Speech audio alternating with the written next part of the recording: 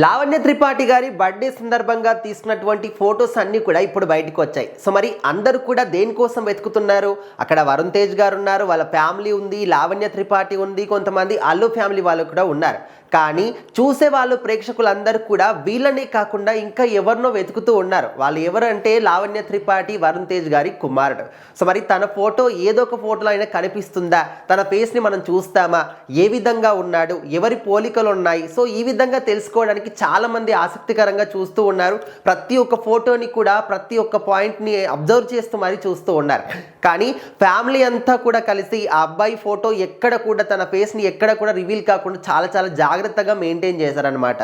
So మరి ఇంతకుముందు కూడా మనకు తెలుసు రామ్ చరణ్ ఉపాసన గారి కుమార్తె క్లీంకార ఫేస్ని కూడా వాళ్ళు స్టిల్ ఇప్పటికి కూడా ఎక్కడ కూడా రివీల్ చేయలేదు. ఎందుకు అని అడిగితే వాళ్ళు కూడా ఒక రీజన్ చెప్పారు. ప్రజెంట్ ఉన్నటువంటి ఈ యొక్క సోషల్ మీడియా జనరేషన్లో వాళ్ళ ఫొటోస్ బయటికి వస్తే అంటే పెద్దవాళ్ళ ఫొటోస్ని ఏ విధంగా ఎక్కడెక్కడ ఏ విధంగా యూజ్ చేస్తున్నారో అసలు ఎవరికి అర్థం కావట్లేదు.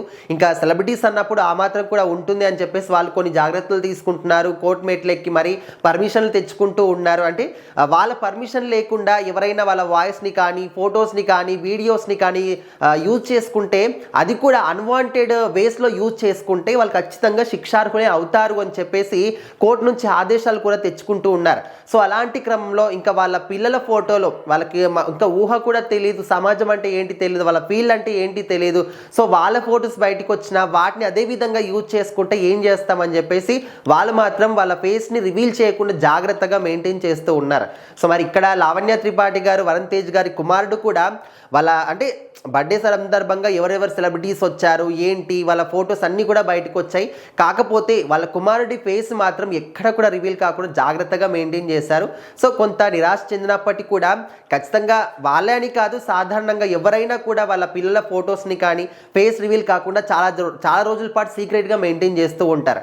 మరి ఇంకా క్లీంకార ఫేస్ని మనం అయితే చూడలేదు. మరి ఈ అబ్బాయి ఫేస్ ఎప్పుడు చూస్తాము ఏంటి అనేది ఎవరికి కూడా అర్థం కావట్లేదు. మరి చూడాలి ఇంకా వాళ్ళ పాయింట్ ఆఫ్ వ్యూలో వాళ్ళు ఏమనుకుంటున్నారు ఏంటి అని.